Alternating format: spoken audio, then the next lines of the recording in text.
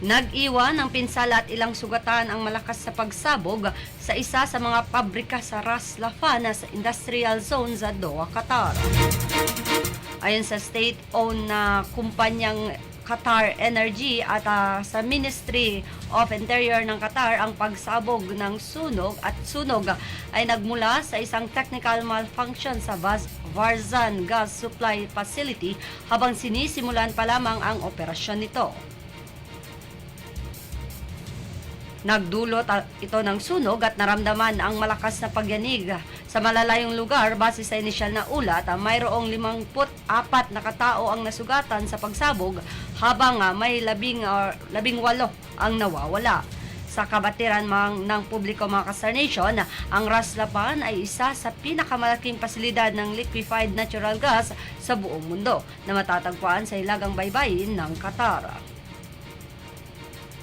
Base sa ulat, mailang nasugatan ngunit agad na naapula ng civil defense teams ang apoy. Kinumpirma naman ang pamahalaan na walang naiulat na pagtagas ng gas o kemikal na nagbabanta sa kaligtasan ng publiko. Samantala, patuloy na binabantayan ng mga otoridad ang kaligtasan ng lugar dahil ang pangyayari ng pagsabog ay malapit lamang sa mga pinagtatrabahuan ng maraming overseas Filipino workers sa rehiyon. Bago ang insidente, mga ka-Star-Nation, matinding napuruhan ang Ras Laffan hub dahil sa kamakailang giyera sa pagitan ng US, Iran at Israel. Kaya't napilitang itigil ng Qatar ang gas production nito.